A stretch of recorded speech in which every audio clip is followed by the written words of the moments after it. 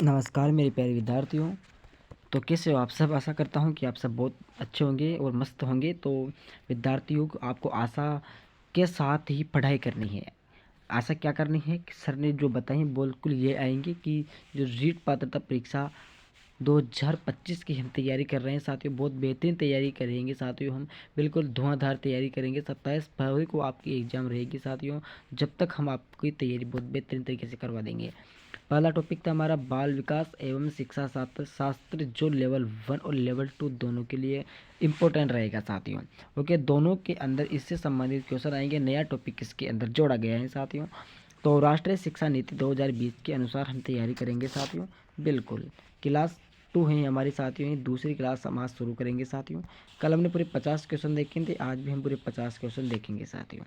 Okay, शुरू करते हैं। शुरू करने से पहले छोटी सी रिक्वेस्ट है कि शाम रोजाना 8 बजे आपको टाइम निकाल कर इस चैनल पर आ जाएं और अपनी तैयारी कर ले साथियों। और चैनल को सब्सक्राइब कर लीजिए क्योंकि आने वाले जो भी क्लासें रहेगी आप तक पहुंच जाएगी साथियों। देखो विद्यार्थियों, पहला क्वेश्चन है आज का, यानी कि सीरीज के अनुसार 51 नंबर का आज का पहला क्वेश्चन है कि किसी मनोवैज्ञानिक के अनुसार विकास एक सतत और धीमी प्रक्रिया है। सतत और एक धीमी प्रक्रिया है, किस वैज्ञानिक के अनुसार है? किस वैज्ञानिक ने कहा था? उस वैज्ञानिक का नाम है स्किनर। क्या नाम है साथियों? स्किनर ने कहा था कि विकास एक सतत और एक धीमी प्रक्रिया है। बिल्कुल सही कहा था साथियों, बिल्कुल धीरे धीरे विकास होता है हमारे शरीर के अंदर। 52 नंबर का क्वेश्चन है कि व्यक्तित्व विकास की अवस्था होती है, यानी कि किसी की व्यक्तित्व की विकास की अवस्था क्या होती है साथियों? तो वह होती है अधिगम एवं बुद्धि। ओके, अधिगम एवं बुद्धि व्यक्तित्व विकास की अवस्था होती है।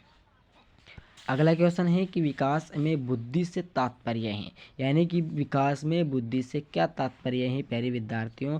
तो वो हो जाएगा आकार, सोच, समझ, कौशलों में वृद्धि। यानी कि आकार किस प्रकार से है, सोच किस प्रकार से है, उसमें समझ है या फिर नहीं, इस प्रकार की उसमें बुद्धि होनी चाहिए। ये विकास का तात्पर्य है।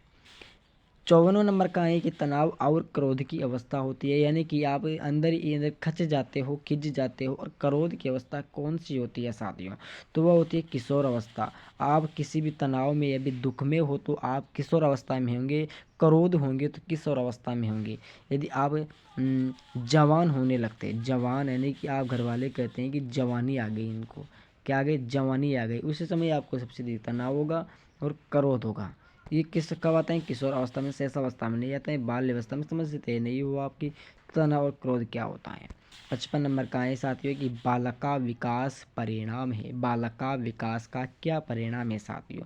तो वो परिणाम हो जाएगा इसमें वंशानुक्रम व वातावरण की अंतःक्रिया, यानी कि बालक का विकास परिणाम, यानी कि वंशानुक्रम का मतलब ये होता है कि अपने जो माता पिता में जो गुण होते हैं वो हमारे अंदर आ जाते हैं, और वातावरण की, यानी कि वातावरण के अनुसार जो क्रियाएं होती हैं वो उनके अनुसार हम ढल जाते हैं। ये बालक का विकास का परिणाम होता है साथियों। उसका विकास इसी प्रकार से होता है। 56 नंबर का है कि शारीरिक विकास का क्षेत्र, यानी कि जो हमारे जो शरीर का विकास होता है उसका क्षेत्र कौन सा होता है? तो वह होता है प्यारे साथियों स्नायु मंडल। कौन सा होता है? स्नायु मंडल हमारे शरीर का विकास का क्षेत्र होता है।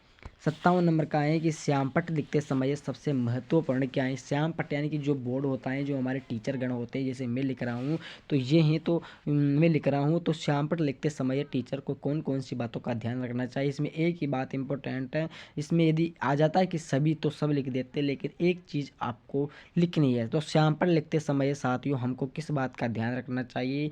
टीचर को ध्यान में रखना चाहिए, लेखन में स्पष्टता होनी चाहिए, यानी कि जो लेखन है साथियों वो स्पष्ट तरीके से समझ में आना चाहिए साथियों। लिखावट यदि स्पष्ट तरीके से होगा तो लिखावट अच्छी रहेगी, और अक्षर बड़े लिखना चाहिए, लेकिन लेखन में स्पष्टता होनी चाहिए साथियों, तभी मज़ा आएगा उसको पढ़ने में। ओके, 58 नंबर का है कि शरीर के आकार की बुद्धि होती है, क्योंकि क्योंकि होती है वो इसलिए होती है क्योंकि शारीरिक और गत्यात्मक विकास होता है। शरीर के आकार में बुद्धि होती है क्योंकि शारीरिक और गत्यात्मक विकास होता है। देखो साथियों, जो चीज़ें मैं आपको बता रहा हूँ पिछली 2022 से लेकर 2024 तक की जो कंपटीशन की तैयारी हुई थी उसमें एक क्वेश्चन पूछा गया था। जो अब 22 के अंदर जो CET की एग्ज़ाम लगी थी साथियों, उसमें ये क्वेश्चन पूछा गया था, याद रखना है। 59 नंबर का है कि पियाजे के संज्ञानात्मक विकास में अनुसार संवेदी क्रियात्मक अवस्था कौन सी उम्र से कौन सी उम्र तक होती है?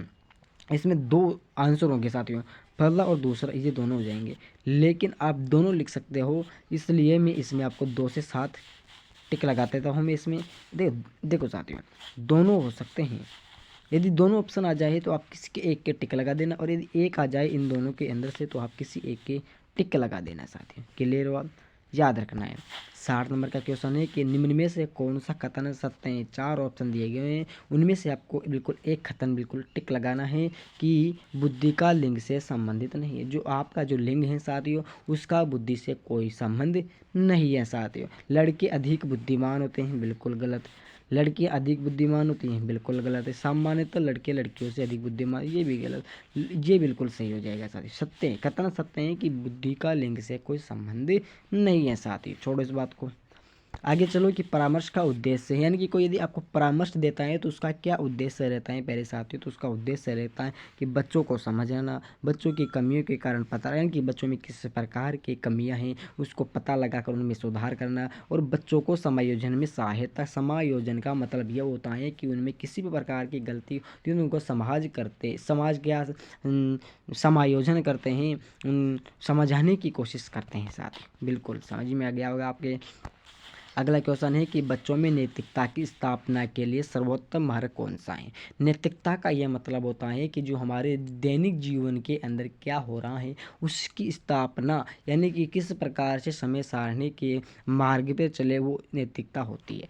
चलो कोई दिक्कत वाली बात नहीं है। इसका आंसर हो जाएगा कि शिक्षक का आदर्श रूप में व्यवहार करना। बिल्कुल, शिक्षक का आदर्श यानी कि बिल्कुल अच्छे ढंग से व्यवहार करना शिक्षक का होना चाहिए साथियों, जब मजा आता है पढ़ने में। 63 नंबर का है कि शिक्षा में प्रोवेल का महत्वपूर्ण योगदान था का विकास। किसमें विकास था साथियों उसका, तो ये आंसर हो जाएगा किंडरगार्टन। क्या है? किंडरगार्टन। शिक्षा में फोरवेल का महत्वपूर्ण योगदान था किंडरगार्टन का विकास। याद रखना है। बस रिक्त स्थान पूछा है आपसे बिल्कुल साथियों। आगे है कि एक अच्छा अध्यापक विद्यार्थी के मध्य बढ़ावा देता है, यानी कि एक अच्छा टीचर होता है तो उसकी विद्यार्थियों के बीच में किस प्रकार का बढ़ावा देता है साथियों वो देता है साथियों सहयोग की भावना। यदि कि अच्छा विद्यापक होता है तो सहयोग करता है, अपने बच्चों को प्यार प्रेम से समझाता है। याद रखना साथियों, आपका टीचर किस प्रकार से आपको बढ़ावा देता है कमेंट बॉक्स में ज़रूर देना। जिसका अच्छा होगा उसको पेन करेंगे साथियों। 65 नंबर का है कि शिक्षक का अति महत्वपूर्ण उद्देश्य है, यानी कि जो शिक्षक होता है आपका अध्यापक होता है, जैसे मैं हूँ तो मेरा अति महत्वपूर्ण उद्देश्य क्या है साथियों, तो बच्चे का सर्वांगीण विकास, यानी कि बच्चे का सबसे सर्वांगीण सबसे अच्छा विकास करना शिक्षक के बिल्कुल महत्वपूर्ण उद्देश्य है साथियों। 64 नंबर का है कि तथा कि विशिष्ट अन्योन्य क्रिया का परिणाम विकास के विविध यानी कि अनेक मार्गों और निष्कर्षों के रूप में हो सकते हैं। तो किस किस रूप में हो सकते हैं, तो वंशानुक्रम और पर्यावरण। दोबारा सुनना है कि वंशानुक्रम तथा पर्यावरण की विशिष्ट अन्योन्य क्रिया का यह मतलब होता है कि अन्योन्य क्रिया यानी कि अनेक क्रियाओं का परिणाम विकास के विविध अनेक मार्ग और निष्कर्षों के रूप में हो सकता है। क्लियर हुआ? बिल्कुल छोटा सा प्रश्न का आंसर है ये। 67 नंबर का है कि भारत सरकार की कंप्यूटर आधारित अधिगम प्रक्रियाओं माध्यमों से छात्रों को सिखाने के लिए आईटी स्कूली योजना वर्ष में शुरू किया गया था। यानी कि दोबारा सुनना क्वेश्चन कि भारत सरकार की कंप्यूटर आधारित अधिगम प्रक्रिया के माध्यम से छात्रों को सिखाने के लिए आईटी स्कूल योजना का शुरू कर किया गया था। कंप्यूटर आधारित अधिगम प्रक्रिया यानी कि जो कंप्यूटर के माध्यम से साथियों छात्रों को सिखाया जाता है उसकी योजना का नाम है आईटी स्कूल योजना। तो ये कब प्रारंभ की गई थी साथियों, तो इसको प्रारंभ करने की तिथि हो जाएगी साथियों, कौन सी हो जाएगी, तो 2004। कब हुई थी? 2004 के अंदर प्रारंभ हो गई थी साथियों। अगला क्वेश्चन हमारे पास में पूछा गया है साथियों इसकी सीरीज के माध्यम से कि 6 से 14 वर्ष के बीच के आयु के बच्चों को एक मौलिक अधिकार के रूप में मुफ्त और अनिवार्य शिक्षा देने के उद्देश्य से सर्व शिक्षा अभियान शुरू किया गया था। लेकिन कौन से सन में किया गया था प्यारे विद्यार्थियों, तो ये इस सबसे पहले हम प्रश्न को समझ लेते हैं। 6 से 14 वर्ष के बीच की आयु को बच्चों के मौलिक अधिकार के रूप में मुफ्त और अनिवार्य शिक्षा देने के उद्देश्य से सर्व शिक्षा अभियान शुरू किया गया था। यानी कि 6 से लेकर 14 वर्ष के जो भी बच्चे होते हैं, बच्चे बच्चियाँ होती हैं, उनको मुफ्त शिक्षा देने का काम होती है किसके द्वारा? आईटीआई नहीं, आरटीओ के माध्यम से, या फिर कुछ वो होता है ना जिसके माध्यम से निःशुल्क पढ़ाया जाता है साथियों। ओके, इसका फॉर्म भरता है। तो ये 2001 में इसकी योजना शुरुआत की गई थी साथियों। सभी को पता रहना चाहिए साथियों, छोटी छोटी चीज़ें हैं साथियों। आगे है कि स्तरीय की गुणवत्तापूर्ण शिक्षक शिक्षा के लिए पाठ्यक्रम ढांचा राष्ट्रीय अध्यापक शिक्षा परिषद द्वारा कौन से वर्ष में लागू किया गया था? तो ये लागू किया गया था 1998 में। कब? 1998 में।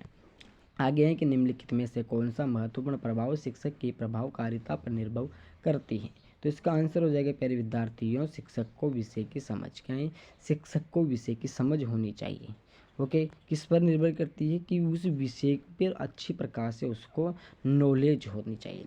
अगला है कि शिक्षक निम्नलिखित के लिए शिक्षण संबंधी सहायता सामग्री का उपयोग करते हैं। क्या है? शिक्षक निम्नलिखित के लिए शिक्षण संबंधी सहायता सामग्री का उपयोग करते हैं। तो इसका आंसर हो जाएगा साथियों कि शिक्षण को रोचक बनाने के लिए। शिक्षण संबंधी यानी कि जो शिक्षा में जो भी चीज़ें उपयोग में लाई जाती है उनका उपयोग करते हैं। क्यों करते हैं साथियों? क्योंकि शिक्षण को रोचक यानी कि आकर्षित करे, यानी कि उसको मज़ा लेने के लिए, यानी कि अच्छा पढ़ाने के लिए उसको प्रयोग में लेते हैं साथियों।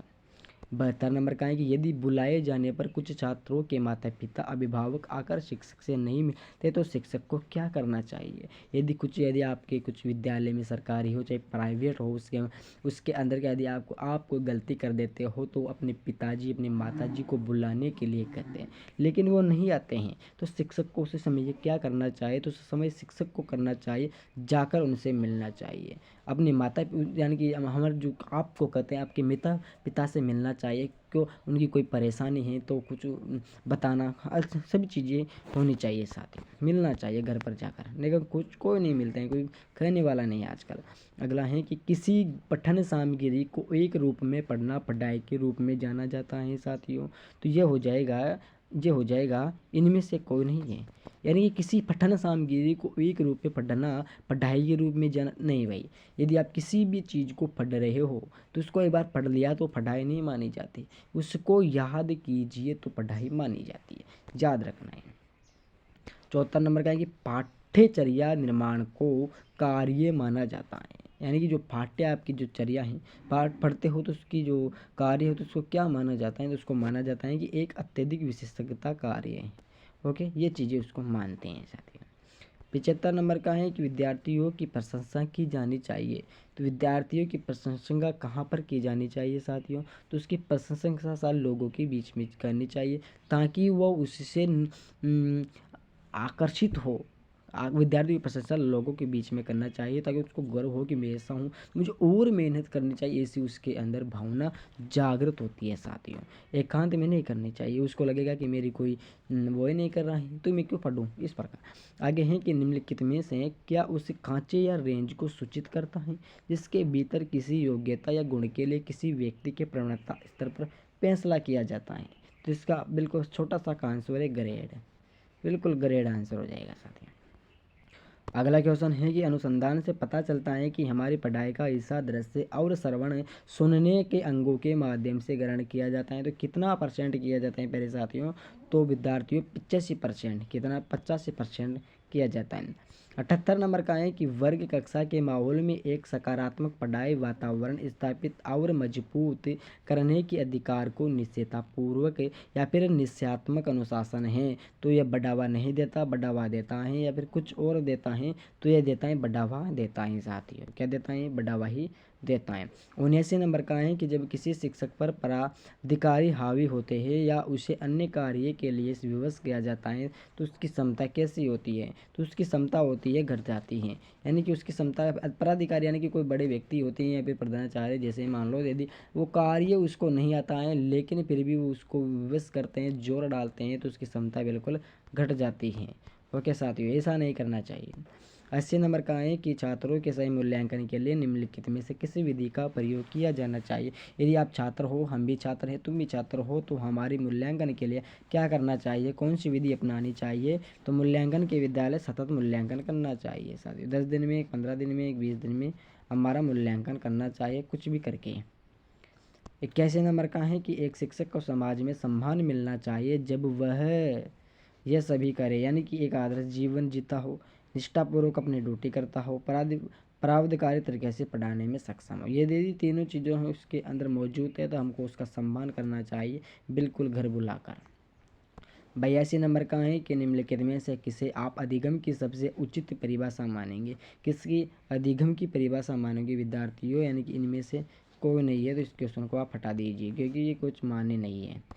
आगे हैं कि कोई व्यक्ति एक प्रभावकारी तरीके से एक हुनर कैसे सीखता है? क्या एक व्यक्ति होता है एक प्रभावकारी तरीके से हुनर सीखता है, लेकिन वो कैसे सीखता है? तो खुद करके सीखता है। यदि आपको आईपीएस की तैयारी करना है, तो प्रभावकारी बनना है आपको, तो आप उस पर मेहनत करोगे तो आप एक हुनर सीख जाओगे, तो खुद करोगे जब भी तो सीखोगे साथियों।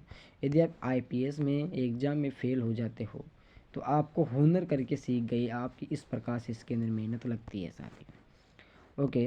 84 नंबर का है कि वर्णमाला की पहचान वर्ष की आयु में होती है। जो वर्णमाला होती है हिंदी की वर्णमाला, तो उसकी पहचान आपको कौन सी उम्र में हो गई थी या फिर हो जाती है? तो बिल्कुल 3 साल की उम्र में वर्णमाला की पहचान हो जाती है। 85 नंबर का है कि विद्यार्थियों में सामाजिक विकास या फिर विकसित करने हेतु अध्यापक को चाहिए वह जानिए। दोबारा सुनो क्वेश्चन को।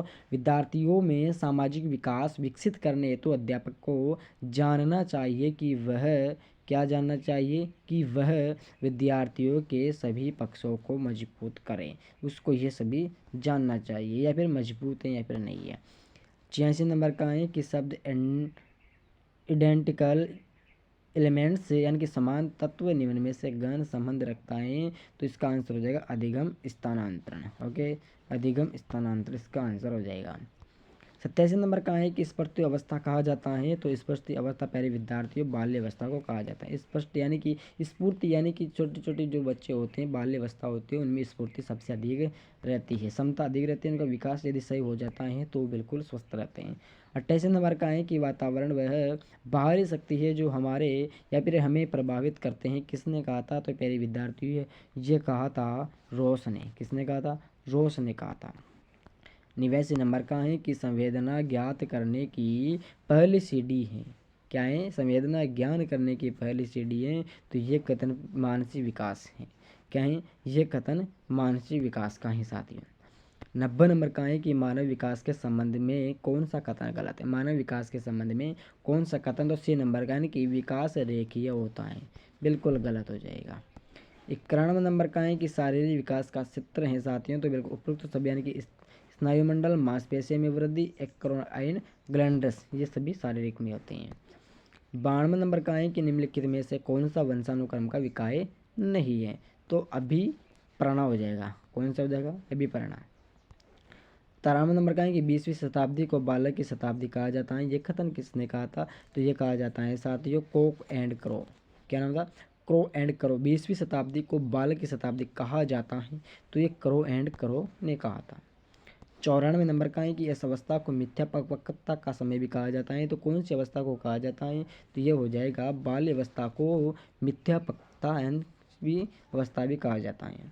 95 नंबर का है कि शेषावस्था की विशेषता नहीं है, तो विशेषता नहीं है तो नैतिकता का होना ये शेषावस्था की विशेषता नहीं है साथियों।